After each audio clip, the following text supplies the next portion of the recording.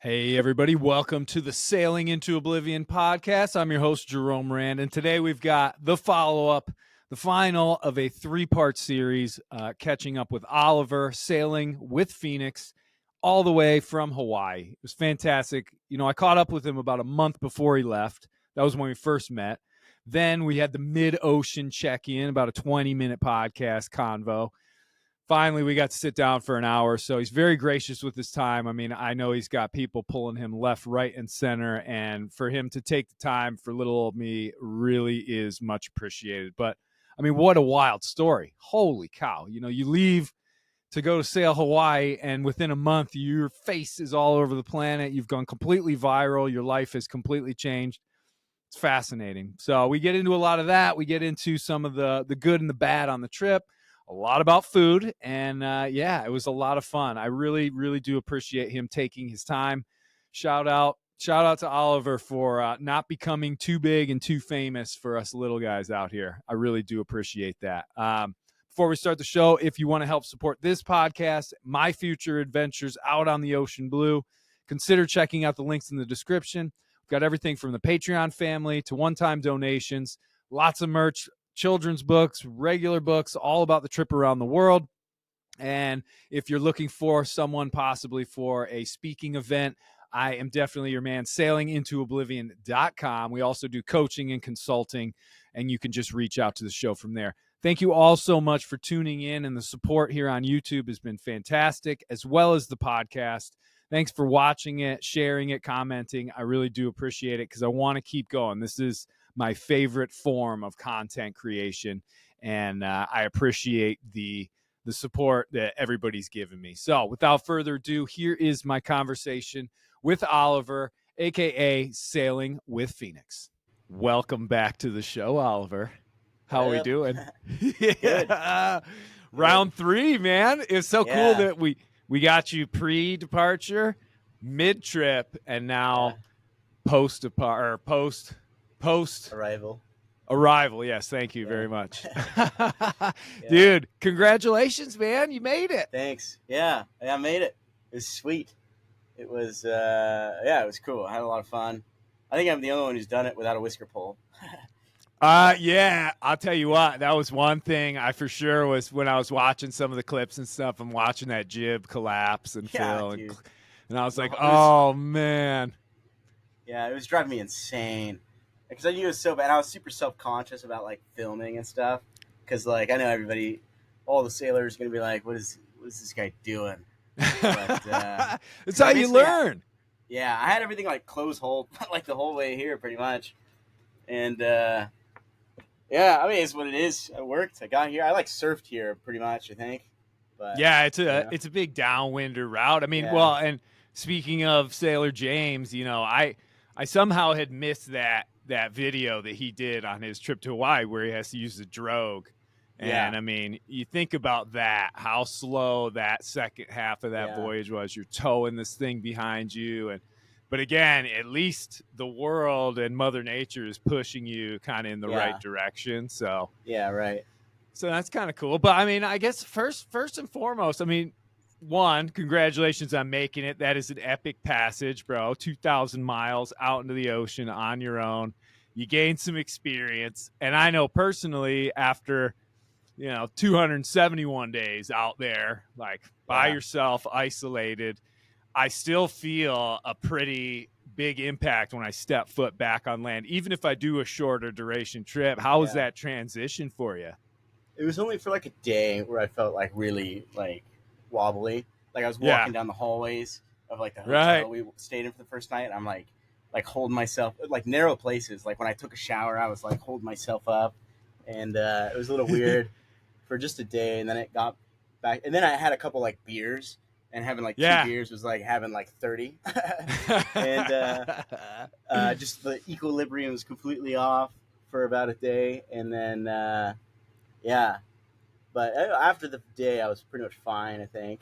So like physically, but how about, I mean, mentally, like stepping back into the world of, and well, I mean, really, here's the crazy part. So when I left and I came back, I was coming back to pretty much my normal life. You, on the other hand, sir, your life has Yeah. been turned a little upside down, and that's got to be pretty remarkable what's going on there. Absolutely insane, absolutely absurd. Like it, it was great. Like the reception I got here was amazing, and never in a million years I think that was going to happen. Yeah. And now it's like one in every like 6 people I see. If I'm like walking around, it's just like constantly someone will be like, "Are you that guy?" I'm like, "I'm the guy." You know that cat, man. Yeah. How's Phoenix? Good. It's like my number one question. But it's super cool, man. I'm really fortunate. But it's weird. Like I sailed through a wormhole. You know what I mean? Yeah. Like I left. Which is such a crazy thing. Like I left just a regular person, and I'm still a regular person, obviously, but like left without any, and then went viral on the way here, and then arrived with this insane greeting. It's just so bizarre. Well, it's such a weird feeling. It's almost, and I believe I remember a story about there was a guy who was doing a big sail from like the UK or something like that. And I don't know if he was going to try and go all the way around the world nonstop, but he eventually, I think, made landfall in like Australia or New Zealand. So he had been out for 5 months or something. Yeah. But he left before the pandemic started, and then he arrived after like everything had kicked off and the whole world had changed. And like that whole idea of like you leave and you bomb offshore, and for the most part we're disconnected when we're out there, and like anything could happen. Like there, you think about that dystopian idea, you could almost make a movie out of it where you set sail and you come back and like there's been a massive apocalypse that you didn't even know about, and you're just like all the cities are empty, and you're like, what happened here? But I mean, your life definitely changed quite a bit, man. That's it's incredible. Do you think it's going to be like it seems like it's going to be a pretty positive thing, especially with your future goals, right? Yeah, I think overall extremely positive. I feel like a massive amount of like imposter syndrome, just because like I didn't do anything special and all that stuff. I don't know, like it's a weird feeling, and I know like people were drawn and attracted to like the story behind it, which is cool. But still, there's so many people that have done far more like cooler things than I have, and like didn't get the credit for it, or haven't got the credit for it. So that's a weird feeling, but overall, I'm super fortunate, and I'm like stoked about it. Like the dream came. It was the dream. Like that was the plan, was to have some monetize social media so it could fund my sailing around the world. So I mean that was really it was the dream, and I'm very, very fortunate, very happy about it. Like I don't have to come here and work now, which is sweet. No, that's got to be a pretty good feeling. I was screwed. Like when I left, I was in a lot of debt, and I was gonna come here and just do the same thing again that I had been doing, just eat a bunch of rice, work, grind, and pay the debt down, and then cross to French Polynesia.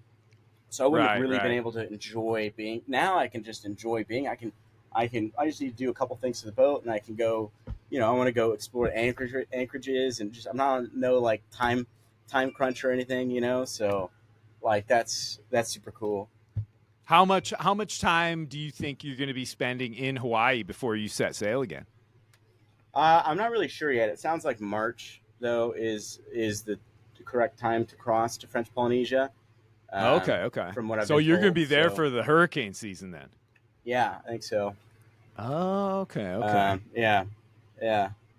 Any chance you're going to jump back to the States for a little bit and leave the boat there, or what? No.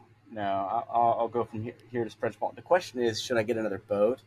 And like, it's like, I don't know, maybe at some point, because this isn't really a blue water boat, and but at the same time, I really don't want to. I don't want to do all that work again. So like, I'm not opposed to it, the idea of getting a different boat, but it would have to be the perfect. It would have to be ready to go. It would have to be perfect, like the perfect boat ready to go. Just because I don't want to do another refit right now. I want to continue to go, but I'm in no rush. Like I think this boat can make it to French Polynesia, okay. And I'm gonna but I got to put a lot of money into it to like, I got to change the rigging, and I just got to do some stuff to the boat. So it's something I've been thinking about. If the perfect boat comes along, then I'll probably go for it. But Right.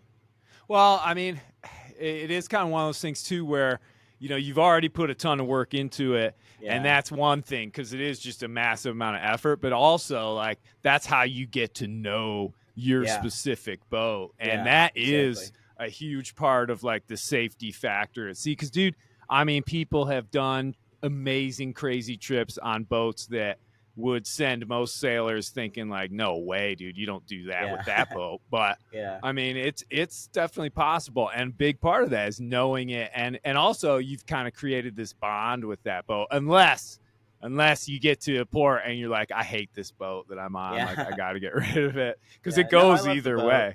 It's just there's a few things like the the capsize screening thing on it, like it probably won't come back up right, and then also like I'll have to figure out a solution for these barn doors that I have. They'll just explode open with a falling wave or something, a big falling wave. Right. So that's an issue. It's just those two things. Like it would be nice to have something that I know would be like able to just go through anything. Super bulletproof, like maybe a West Sail 32 for instance. Although that's a different, cool. Whole different bag of worms. I mean, every boat's going to have the pros and the cons between like it does this really well, but it does this very poorly. And, I know all the picadillos with my boat, but again, I've spent so much time with it, and it's like part of me. I don't even know how I'd even be able to part with it anytime in the future. So I'm not going to get another boat, but it just doesn't make sense. And I like you said, I know this boat so well now, and I know all of its quirks and features, and I still, I learned a lot about it too on the way here.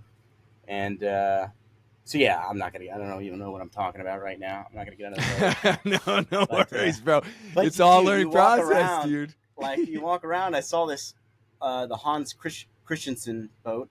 I saw one here. It's like Rolls Royce. Yeah, I know, right? So sweet. I was like, damn, that's so cool. And I just, I'm gonna keep going with this boat. But at some point, I think I will. At some point. Eventually. To kind of go back to it, because it was interesting when I talked to Colin Denker. So he was out there sailing the same route. I met with him the other day. I heard, man, that's super awesome, dude. Yeah, it was super cool. Yeah. It was nice to talk to somebody about like, they just had the same experience. Right, nice for sure. Talk to somebody and have a meaningful conversation.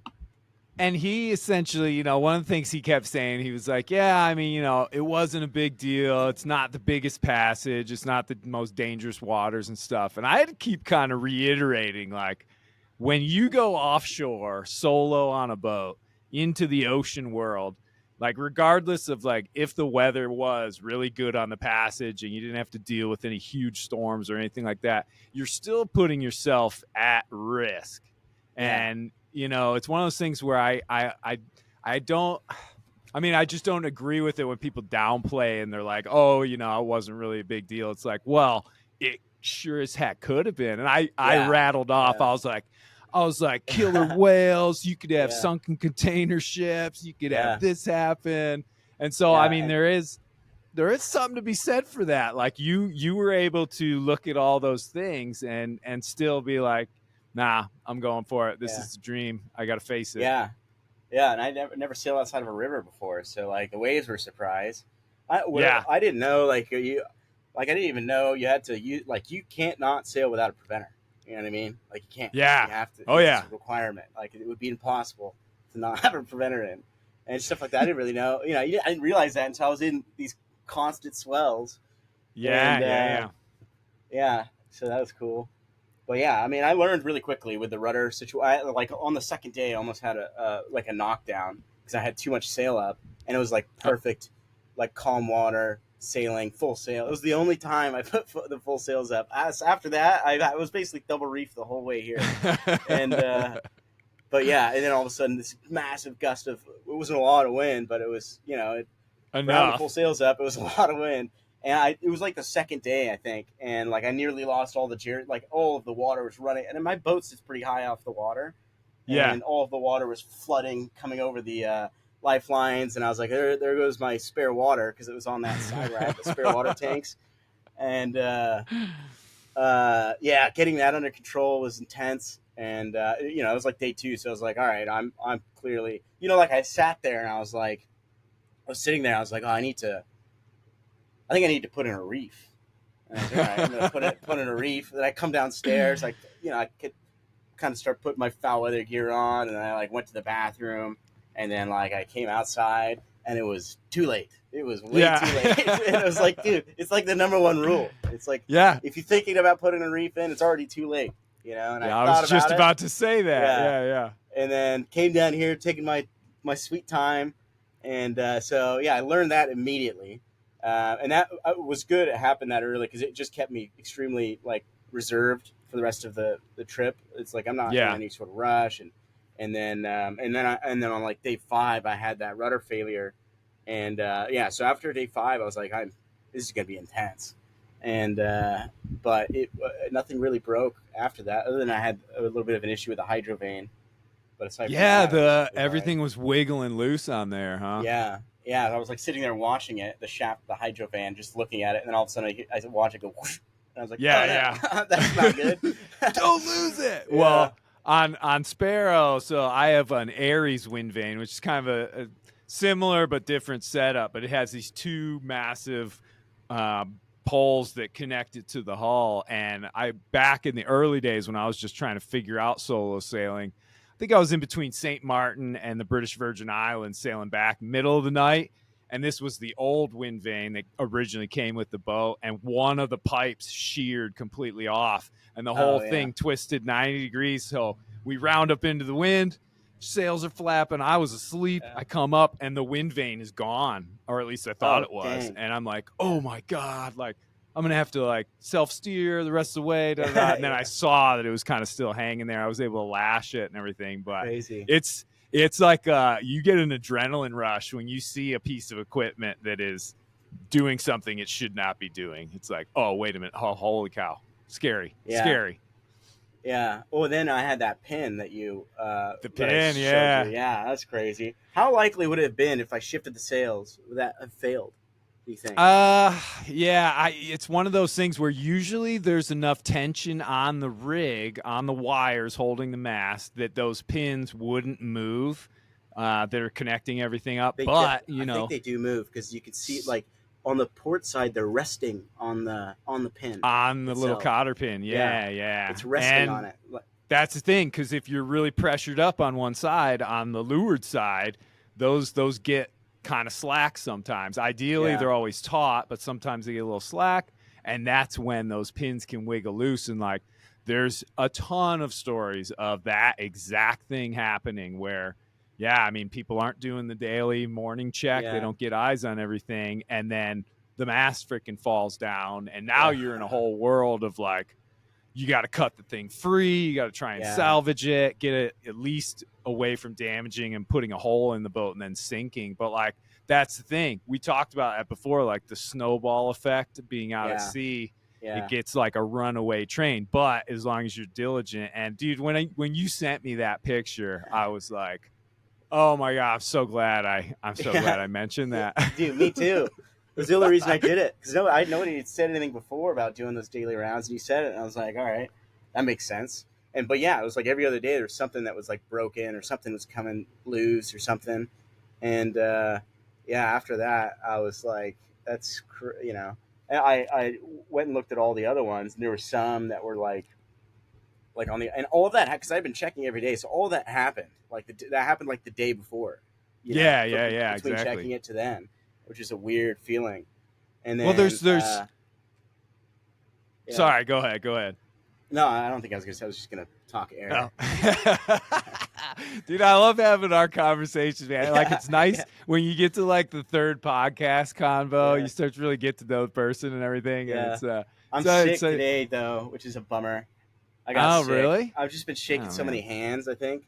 And so now I'm sick and have a fever and 90 degrees. So it's the worst. Oh, that's mix. never fun, dude. But Well, it's all right. because you've just come from like the most sterile part of our Isolation, world. There's yeah, no yeah, germs out there. yeah, Like you almost need to like scoop up a pile of dirt before you leave and like take little yeah, bites of it. yeah, Just yeah. Keep get the some immune germs. system alive. Yeah, Exactly. yeah, Oh man. Yeah. Well, yeah. that is something you gotta watch out for, man. Yeah, I was surprised how literally everything rusted on the way here. Everything Yeah. got rusted. It's Yeah. crazy. It is, And dude. It is yeah, such a punishing environment out yeah, there, and the other thing, I mean, is that boat being in constant 24-hour motion, flexing, yeah, getting bumped around, vibrating, all that sort of stuff. That's what leads to all those little things working themselves loose, yeah, and like no matter how tough your boat is, it's always going to need those checks, like yeah, always, and you're always yeah, going to find stuff. And I think you had sent in there that you were feeling kind of disheartened when you found that. I yeah, think because I was like, dude, I used to feel so bad when I would yeah, find something wrong with Sparrow, and I'd be like, dude, I'm letting the boat down. I have yeah, no business being out here. But yeah, then yeah, I would remember, though, I'd be like, well, at least I got enough seamanship in me to have found this thing before it became a yeah, problem, yeah. fix Right. it. But when I And saw the yeah. hydro vane, and I was like, oh, I'm such an idiot. Why is that? I was just like, God damn. And it happened again. I tightened it, and then it got loose again. So I have to. I think what happened is it ovaled out the holes from locking like Oh, that. So I do have yeah. to take it off completely, and Oh, and like probably remount it or something? remount it or refiberglass that area and redo it. Is my guess. I don't know, Yeah, probably. but Because I mean, yeah, again, that thing's steering your boat, so that's got some yeah, serious pressure on it. But yeah. other than that, the hydrovane worked really well, It's right? beautiful. Yeah, it worked awesomely. It worked really really well. I was really happy with it. Yeah, and if I lost it, I did one night with the tiller autopilot on the hydrovane arm, Mm-hmm. and that was cool just to try it out. And then I did one night with the helm autopilot. Oh, So okay. those both work pretty well as well, but I wouldn't want to rely on them. So And I could definitely did you? rely on the hydrovane. I was I didn't get all the. I couldn't afford the spare parts for the hydrovane, so I was paranoid. Oh, Something was going to snap some off would the break. hydrovane or Yeah. something. Yeah, I know it wasn't. I'm not super familiar with it enough yet to be able to like realize. So I was just like Right. touching all the bolts on it to make sure everything was good. Well, I And think that's one of the big things, the big selling points, I think, for the hydrovane is that it is such a simple device and yeah, it requires what is it? You're supposed to just like spray it with a little WD-40 every once in a while, right? Something yeah, like I don't that. know. I have no I idea. think I haven't I done think that's that. literally like it. I know Yeah, the Aries, because it's in constant motion, it's just a couple drips of oil every once in a while, or every yeah, day, really. I call it feeding Mongo because you got to go up yeah, there and yeah, drip the little yeah, oil on there. But yeah, I mean, it's like magic how those things just steer the boats. And yeah. I Super don't cool. know. When It people did. hear about that, then they understand how you could be out there. Because people ask you like what you do. Like, do you just drop anchor and then go Yeah, and yeah, sleep in the middle of the night? yeah, Yeah. yeah, And once you tell them about the hydrovane and the wind yeah, vane steering, then yeah, the boat has to keep moving all the yeah, time. yeah, yeah. Yeah, it worked out really well. Sometimes it would because it couldn't overpower the main rudder. So like sometimes if I had a little bit too much sail up, it would start to want to come about or Oh, okay, yeah. round up. Right, But right, right, then right. I would just correct that by just turning the main rudder a bit so it balance it out. Yeah. But and then just leave it like that, and then it worked pretty well. But yeah, What and how did you like that section? I think it was like a week into it where you finally got you got into that calm. calm patch. Yeah, Yeah, it was. it's a Yeah, I pretty think it was one of unique my favorite situation. moments. Yeah, it was cool. It was cool. I jumped in the water, which I didn't. I didn't enjoy it that much. I just felt like it was No. like a solo sailor's rite of passage. Like I had to do it. But as soon as I jumped in, I got out immediately. I was like, this is uncomfortable. Dude, it But does not feel good at all. no, I don't it like was. it. I Yeah. had to scrape the bottom of my boat after like 8 months or 7 months Oh out there yeah, because that'd be the crazy. barnacles. And the Yeah. thing is, I'm down there and I'm watching these barnacle traces fall into the Yeah. depths. And Ooh. I'm just like, Yeah. dude, I'm leaving a crumb trail for whatever's Yeah. down there. For something. Yeah. Just like, get me out of here, man. Yeah. Yeah, that'd be uncomfortable. Were you tethered to the boat? Nah, I it's one of those where I didn't have any sails up. The boat still moves a little bit. It moves a lot. It's amazing how much more it moves with the sails down, how much more it rolls. Well, and that was one of the things that in Sailor James in his he didn't want to get hit Hawaii in the head. crossing. Well, yeah, his boat was just, the motion of it was awful, but you could see how the boat was still moving at like 1.5 knots, and like, dude, that can get away from you pretty easy. Yeah. And what a nightmare would that be to watch your boat sail away. I would think about it all the time. I'd be sitting there thinking about it all the time. It was like one of the things I thought about the most was like that feeling of like falling in, and then just watching the boat just go. It's like the worst nightmare, dude. Well, okay, so fun fact. So the first person to do a solo nonstop around the world, Sir Robin Knox Johnson, he did in 68, 69. He used to go and under sail, the boat is sailing on its own, and he would jump in at the bow and he would swim alongside it, not tethered on. And then as he would, that was his exercise routine. And then as the boat started to outpace him, then he would crawl on the back. And I think to myself, like, absurd. Yeah. At least that's what he said he did. That's what he said he did. I would say the same thing. I don't know though. You and me are both saying we're terrified of even jumping in the water without any sails up. I think he's made of a different sort of metal than all the rest, because we're all standing on his shoulders. In 1969, you'd have to be, because it wasn't done before, and you'd have to be like an insane person. So I guess it's on par with somebody who would do that. He's probably insane. Maybe just a little. I mean, He's one guy who, he was a big part of like the inspiration for how I ran my voyage, specifically trying to emulate kind of that idea of like, you're going off into the unknown. There's no real support crew. There's no, it's bare bones. It's on a slow boat, and there's no other, you're not in, I mean, he was in an organized race, but it wasn't an organized race. They basically... A part of me wants to do what you did, sail around the world nonstop, but at the same time, I'm like, nah, I don't want to do that, because then I'm jumping into something else.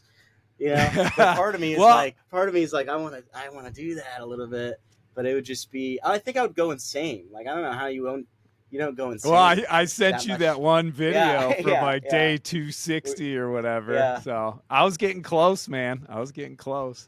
Yeah. I don't know. It's the big thing about that trip, especially, is the Southern Ocean, because the Southern Ocean is like a really scary, miserable, suffering sort of place. And it's like the proving ground for that trip. The moment you drop down into the roaring 40s, like, you're always looking over your shoulder for the next gale to come through. But then you get becalmed, but you still have like 10, 15-foot seas that are... So imagine when you were becalmed, but you got 10-foot rollers. Yeah, and so the boat's really taking punishment that way, and you're just sitting there wallowing. And so I don't know. You have to be able to really want... I think you just have to want that goal so bad that it's you'll put up with anything to get to it. And that, I was just real curious about it. But now, honestly, like, this voyage that you're about to jump into, or that you're already in, that's the one that I've been dreaming of for a long time. I don't want to do it solo, but I would love to follow that route that you're intending to go on, man. There's so many just around the world. The epic spots. I mean, are there like certain spots that you're like must stop here? No, dude, not really. Like, I just want to find the like corners of the world that very few people have seen. Like, dude, I didn't even know which island was Oahu until like 2/3 of the way here. Just because, like, I love it. Yeah. And I was literally figuring it out on the way here, which one, like, for sure which one Oahu was. Sorry, someone just knocked on the boat. But no worries. But I'll bet you get that a lot. Yeah, all the time. Yeah, which is cool. But so I don't really know. Like, I know I'll in a way, I'm kind of just going to follow Sailor James's route. I don't know that I really have any desire to go to Indonesia, though. Dude, it sounds like a freaking nightmare. I mean, it sounds like an amazing country, and I'm sure the people are wonderful. Let's just get that out of the way. But for sure, the sailing aspect sound, of it, Doesn't sound good. Yeah. Especially when he was talking about being there for the monsoons, the wet season, and like the squalls and just all the fishing rigs, and I don't know, man. Yeah, but I'll sit that one out. But I'm really excited to go to French Polynesia, but I don't know where I'm going to go yet. But it sounds like a lot of people are recommending to go to Tahiti. Yeah. Cool. Oh yeah. See Bora Bora. It's like a screensaver, man. It's unbelievable. Yeah. That would I've be only really seen cool. pictures. That. Yeah. I'm excited to see that. There's some insanely cool places here, but it's like really hard sailing here. Apparently, like one of the channels here is like one of the most treacherous channels in the world. It's like the Anui Haha or something like that. I can't remember exactly. I've never sailed in that part. I'm afraid to like go sail, But at the same note, it was like, dude, I did sail on the Columbia River is no joke. You know what I mean? Yeah. It was absolutely no joke, and it was so technical and when things go wrong, it goes very, very wrong, and like you immediately get washed up on shore. And, there's no wiggle room for you out there. Whereas here, I feel like I could just go out a little further, I just feel like if something goes wrong, at least I'm not going to hit anything, I'll be able to just figure it out. So there's that. I just got to remind myself, I just did a Pacific crossing, so I can sail around the islands.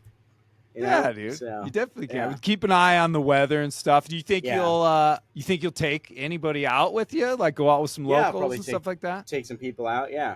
It'd be cool to have, because it's cool to share the experience with people and not just alone. And and it also helps having people on board for like filming or whatever, stuff like that. Right. Well, because I would assume the YouTube channel probably is grown quite significantly and everything. 60,000 subscribers, so I'm gonna go all in on YouTube, and I just got a bunch of these. So this one particular, hard sand drives or whatever. This one particularly has the entire Hawaii crossing. So I'm gonna mail it to my brother, and he's gonna put together. My brother's a filmmaker, so he's gonna put together a YouTube full thing for that. Dude. Yeah, and he's gonna help me with I'm just gonna take videos and basically send it to him, and he's gonna do the YouTube, put everything together for YouTube. So it just takes some of the load off me, and he enjoys doing that stuff, so it'll be really cool. Oh, dude, that's badass. Yeah. Like that. Yeah. That gives you the thing you can focus on. Yeah. Fine tuning everything, getting the boat back in shape, and just filming it, and then also just enjoying this life, because between the working on the boat and editing and posting on social media and editing and posting on YouTube every week. So I posted on social media every day, YouTube every week, and then working on the boat, dude. It was more than a full-time job. It was around the clock. I was doing these things, so which is fine there, because I was like, there's nothing really to do there, so in Oregon, you got a lot of time on your hands. Yeah, right. It was in the middle of winter, but now I can explore this really cool place, so it helps alleviate that pressure a lot. So well, and cool. do you think, because the popularity and the numbers have grown so substantially, the pressure is off to constantly be putting stuff out there, or are you kind of just in that mode where it's just I'm all in, let's just do this? I don't know. I feel like feels like the pressure's on to start to continue, because it's oh really? It's a different mental gymnastics now. You know what I mean? Yeah.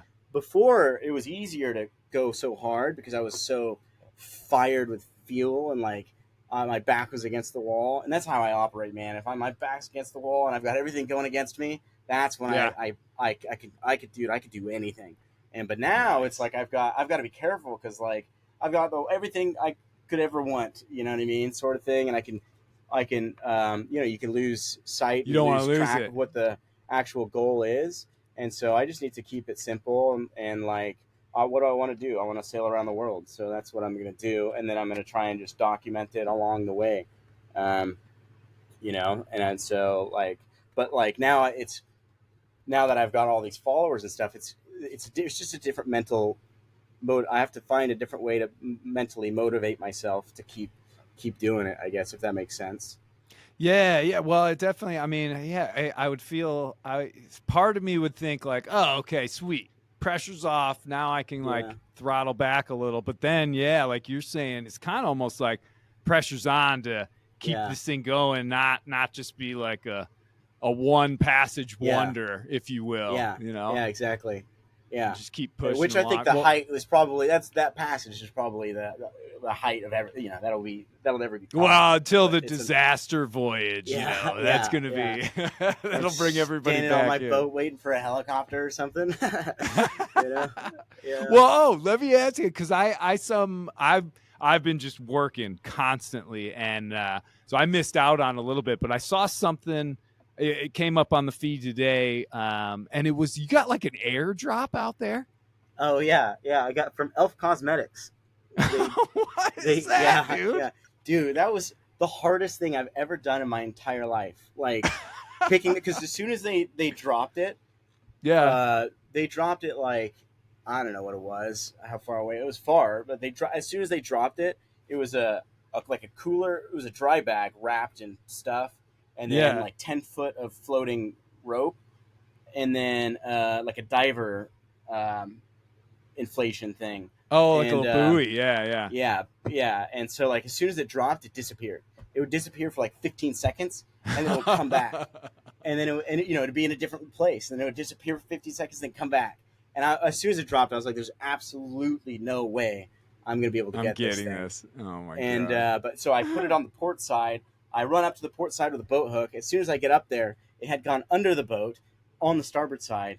And the pilot, I wish I had. I have to ask for the picture, but the pilot showed me a picture when I got here of me, because I went to go hook it and missed. I missed the line, and as the hook started dragging back at the very end of that diver inflatable thing, there was like one of those keychain rings, and the boat hook went in the ring. Oh, nice! And that's how I got it up.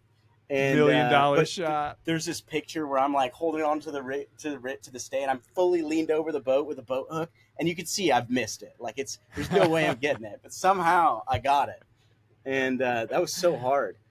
But yeah, and what was in it, dude? It was like there's 2 cards from these girls. It was the pilot's daughter and friend's daughter, and they wrote like just like kind of these cool cards, and then there was like snacks, and there was 2 massive like it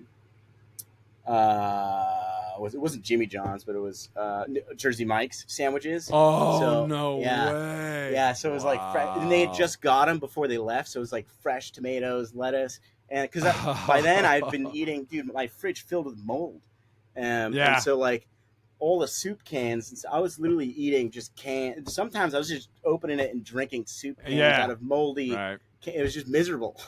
It sucked. And I learned a lot with the food situation for sure on this passage, and like how I'm gonna do that next time. But it was super cool to have. That must have been a very. And what day was that? Like 20 or something? No, it was like day 23, I think. So it was like a day or so before I got there. Day 1 or 2 days. Well, you're not alone though. Like eating through like the tasty stuff first is like I don't know how people cannot do that, especially because you're sitting there alone on this boat and you're just it's there, and it's like, well, dude, I'm gonna and I eat had some all of it my now. Tasty food and snacks in these hammocks. So I would lay there, so it's and visible, staring at the hammock, and it'd just be like a carrot, you know what I mean, dangling in front of me, and it was torture. And trying to ration it is insane.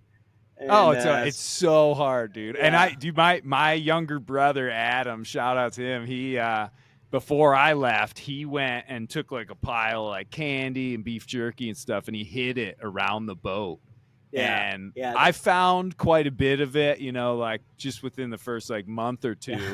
But like even when I ran out of food and was rationing and all that sort of stuff, when I got back to the boatyard and hauled the boat out, and I was taking the old propane tanks out, I found a bag of beef jerky that he had stashed underneath. Oh, that's funny. And he forgot about it. Yeah. And I was like, oh my God, that would have been like gold in my hand in the Pacific. Yeah. But I don't think there's any way. It's like a willpower thing to be able to be like, I'm not going to eat all the chocolate like immediately. I tried.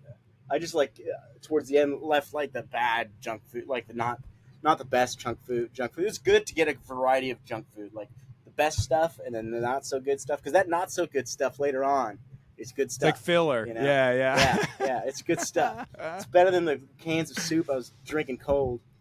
Oh, dude, my big go-to was ravioli. I had Yeah. so many cans of ravioli. I love that stuff. I still do. Yeah. I still will eat that on every Yeah. trip I go on. But I don't know. What flavor MREs did you have? Oh, the MREs were amazing. They were Dude, they're so great, good, right? man. Dude, they're so good. I had there was like chicken masala. Yeah. And I had like some pulled pork one, and then I had a breakfast skillet one, which is really good. And Did you have the pizza one? The pepperoni pizza? No, I didn't have a pizza one. No. Good, you're lucky. That Yeah. one's not very good, dude. It's rough. Yeah. Now all the ones I had were so good, and those were like morale boosters for sure. And did you have like the full pack, so it had the little snack and little drink thing and all that sort of stuff, or it was just the entree? Yeah, just the entree, like the dehydrated meal or whatever, and it tasted like it was cooked. Like it was crazy how good they were, like hot meals. Yeah. They were so good. The one that surprised me the most was, I think it was called like cheeseburger or something like that, and it came with like tortilla shells or whatever, like soft taco shells. But I swear to God, when I bit into it, I was like, this tastes just like a cheeseburger. I don't know how they did it. It's amazing. Awesome. Absolutely amazing. Yeah. What would you change though going forward? Because the next passage, like if you head to French Polynesia and all that stuff, Tuamotus, whatever, that's going to be another big passage, right? That's it's like longer. Over 1,000 miles, or is it 3,000? I think so. I think I've heard it's like 40 days or something, or it took somebody 40 days. It's longer and like a harder. I don't know for sure, but longer and harder sail. But I'll bring way more snacks and way more, dude. I thought I was overdoing it, and now I'm gonna way overdo it, and also way more easier foods to eat, like just grab and go foods, granola bars and stuff like that. And because I only brought one like 32 pack of granola bars, and I burned through those so quick because I was eating twice a day. You know? Yeah. And so I just burned through the food and just stuff that's easy to cook, because I'm a lazy sailor for sure. I found that out about myself. I've known I was lazy, but I'm a lazy sailor for sure. So I didn't want to cook, and then when I did have the courage to cook, it was just really rough out. The boat was raw, and then I still have to fix my stove. I tried to I got like a screwdriver to try and pry my stove, because I fell and hit it at one point, and it would gimbal and get stuck in a position with like boiling water, and then it would release really quickly. So that was a nightmare trying to cook with that. Yeah, and super dangerous, man. A lot of accidents happen in the galley on sailboats offshore. Yeah, so there was that. I still have to figure that out, but just way more easier food to cook as well. And then I need to get a couple more solar panels too, so I can run the fridge. It wasn't keeping up with everything, the power that you had? I went into it not running the fridge, but even without the fridge running and just the Starlink, I had still to manage my power. Right, Starlink takes up so much power. Yeah, and you have like how many hours a day would you have to have that on to be posting all the stuff you were posting? Probably I left it on probably on average like 6 hours a day. Holy smokes! Yeah. Wow, holy! It's a lot because it takes forever to post too. And I'm posting on all these different platforms, and it would take a long time. And then so. Well, it's one of the things that have wrestled with for the last like 4 or 5 kind of month-long or longer voyages that I've gone on, is like whether or not to make the leap to that. And part of me, and actually James and I were talking about this, we both are hoping that one of these passages that's at least like maybe 10 days or more, you're going to do like a full-on like no internet connection besides maybe like weather. Yeah, I felt like it really pulled away from the experience, because I had the opportunity, the option to scroll. Exactly. And I would sometimes. I didn't scroll that much. I spent a lot of my time like editing videos and stuff. I didn't scroll that much, but I did find myself sometimes, and I wanted to have the experience of like just getting bored, man. Like just being out there, getting bored, and just staring at mindlessly into the ocean. Well, and And that's one of the things. Your brain like slows down. I find yeah, after about 5 days, because there's on Sparrow, there's really no screens or anything. My brain just slows down as it's all just Mother Nature. It's the sky and yeah, the sea and the boat, and I find it's almost like meditative in a way yeah, where you can just sit, but you're fully content and you're just looking out at that ocean, and yeah, I don't know. It's like a calming, I think in normal life, everyday modern society, like our emotions are constantly spiking, dropping, spiking, yeah, right, dropping. yeah, But out there, it just, I don't know, not to sound corny, but it takes on the wave a lot better where you're yeah, still going up and down with, what the weather's doing, but it's just a softer, gentler roll instead of this like, yeah, whoa, I'm freaking out and like, oh, I'm totally depressed and and all this sort of yeah, stuff. yeah, yeah. I've definitely felt all of my emotions to the extreme, like awe and like anger and like frustrated. Man, getting thrown around all the time and being, trying to cook. Dude, Yeah. there was some times where I cooked an MRE and as I'm putting the water into it, it would slide off and explode all over the kitchen. I'd be like, Yeah, so dude. angry. Oh my And god. it was cool, man. It was cool. Well, and I But honestly, one of the things I do like about that too is like when you're having like a full on emotional, whether it's like a breakdown or it's like a full on excitement thing, because you're alone out there, you can just, right, shout yeah, it out to the yeah, world. And like, yeah, there are definitely times where I was like brought to tears from how beautiful it was, but then also how upset and depressed I was. And then there's yeah, other times where I'm like cursing at the world around me. But it's like this release that you get. And the fact yeah, nobody's watching or nobody's yeah, around you, it's kind of yeah, like I can really do this in the most brutal, honest way. And yeah, there's something about that feels really yeah. good. I think it's therapeutic, maybe. I think some of that translated to my social media and like my YouTube content, especially the Yeah. YouTube, because I was like pretty vulnerable, and it didn't feel like I was posting it to a bunch of people. So I was kind of just saying weird stuff into the Yeah. camera. Yeah. Just I was kind of like doing that into the camera. So I haven't even watched any of it yet because I'm too nervous to Oh, watch it. dude. But I'm just gonna give it That to my brother and collection. let him sort it out, and I'll watch it. See, I just told him he has free range to do whatever he wants, and Nice, nice. he'll definitely put the weird stuff out there. And Well, I thought the little graveyard of fish that you yeah, had yeah, piled up on the yeah, was that's on the port quarter. I think you had, yeah, I don't yeah, know, squid and flying fish and all that sort of yeah. I stuff. had to stop doing that because I legitimately think people started to think I was going crazy. You know, but it was cool to see. It was cool to see them come out. It was like the highlight was like having like I thought about that moment for so long of Yeah. that. When the flying fish, because I used to think that was the coolest thing. People like having flying. It was like for me, it was like an impactful moment. Getting my first flying fish, jumping on the boat. I was like, I Yeah. did it. It was such a I cool caught one. feeling. Yeah, it was so cool. That I got I to feel experience bad for that. those creatures though, dude. I Yeah, think I I never. was telling Colin that like they get attacked from under the ocean by the mahi Yeah, mahi, and and the then they minute get they caught. get into the air, the birds Yeah, are chasing after them, yeah. and then they land on a boat and I didn't know they get actually piled up. flew too. Like they Yeah, fly. Like that's so crazy, cool. right? When I first saw them, I was like, "Oh, those are little birds," and I was like, "Well, there's no little birds out here." And then I made the realization it was flying fish, and yeah, they're so cool. And then I never saw them any living ones jump. I was always too late, so I never was able to throw any back. But Yeah. yeah. Oh, I get them.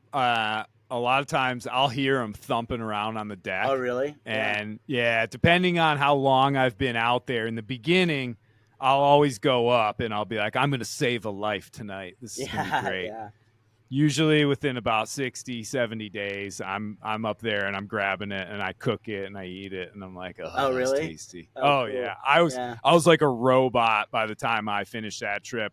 I could have done it blindfolded where I just go up, cut it, throw it in the frying pan, eat it, and within 10 minutes I'm back in my bunk and I'm just like, nice.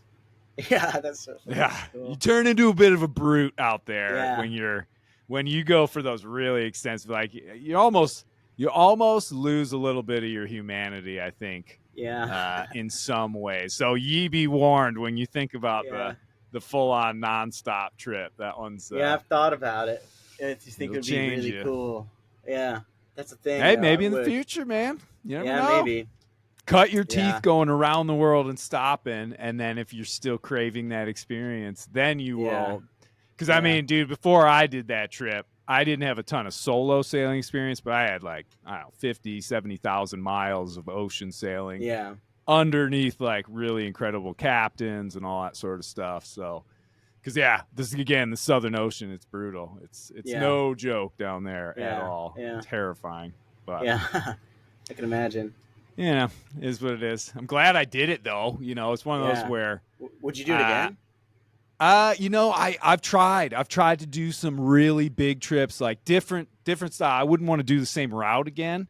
I wanted to in 2020 go around the Americas through the Northwest Passage and then around Cape Horn, which is still like 25,000 miles or something like that. Matt Rutherford, he's another American solo sailor. He's the first guy to ever do it.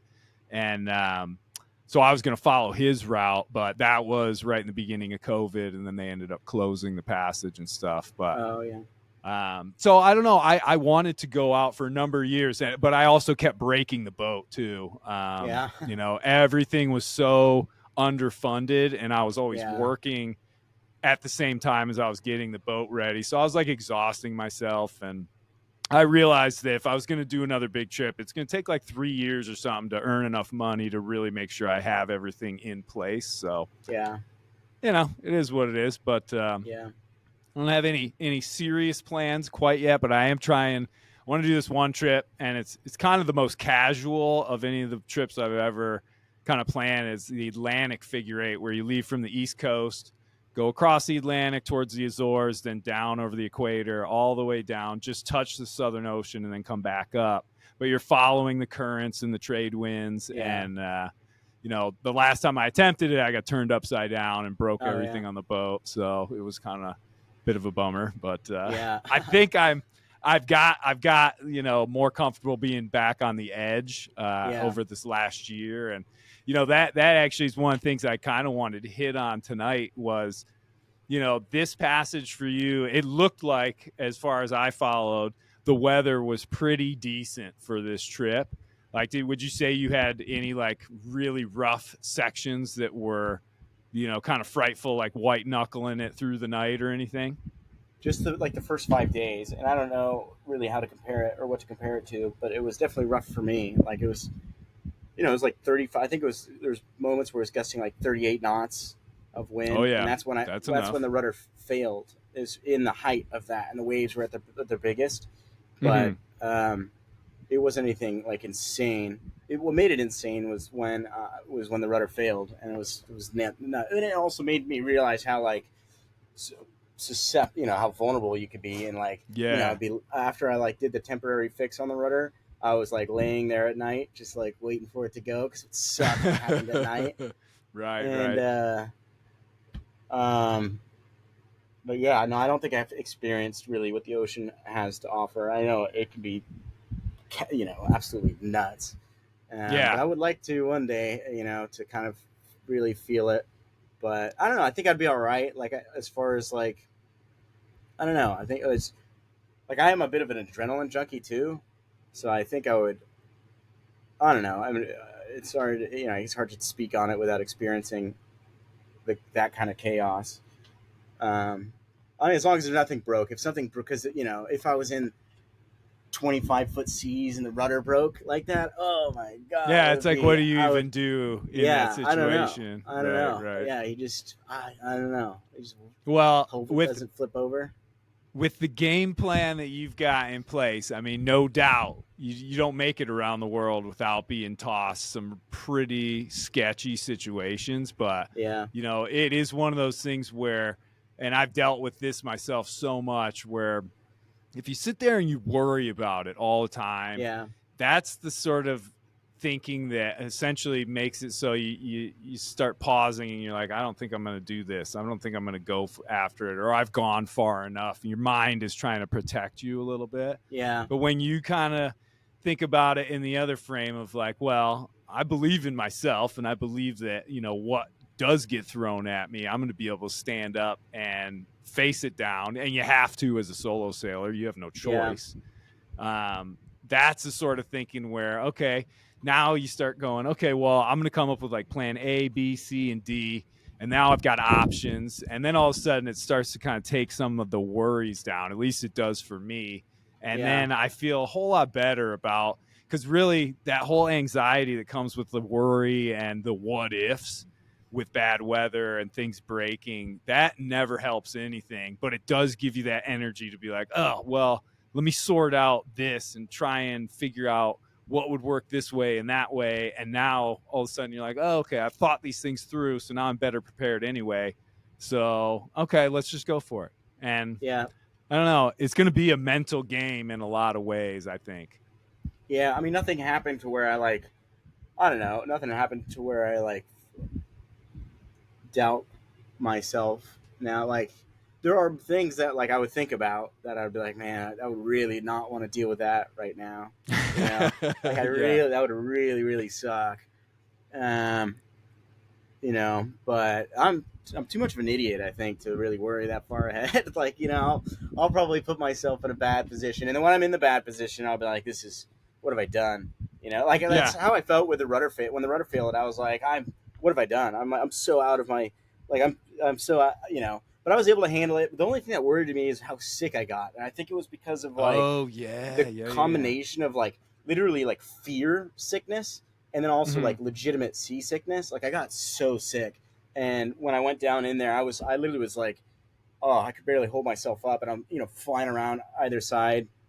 And then before that, because I tried the bucket situation, originally used the bucket to throw the bucket over one side to see if I could get the boat to straighten out, and it didn't work. But there was a bunch of fishing lures in the bucket, so I threw those down the stairs, and I'm in there. That didn't work, and I get really sick. I'm like, all right, I'm gonna go take a break, and I come running down the stairs. I'm stepping on all these fishing hooks, and I'm like, stepping on these fishing hooks.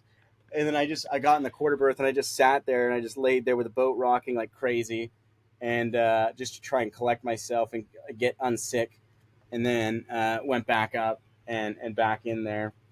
Did you take any Dramamine or anything like that? Any seasickness remedies out there with you? In the first few days I did, but I didn't. I got seasick later on, but I didn't take it because it does make you really drowsy. It did make me really drowsy. I didn't like that. And I also found that I'm pretty sure my seasickness was self-inflicted, because there's a few of those mornings where I'd wake up and I would make a cup of coffee and drink it on an empty stomach and have like a Kit Kat or something, like chocolate. Right. And I think a real balanced breakfast for a hardy sailor out there. I changed my morning routine because I figured that was probably what was doing it, actually. Because you're on the edge of getting seasick, and then you're having a terrible diet, and it just... And I didn't want to sound like some old man trying to give you advice there, but the food that you eat sometimes, if it's super rich, that'll set it off if the swell and everything's already rocky motion. But I mean, I can remember we went on one delivery years ago from the Caribbean up to the Long Island in New York, and the owner was super cool dude, but he for the first night he was like, let's have bratwurst and some cabbage salad.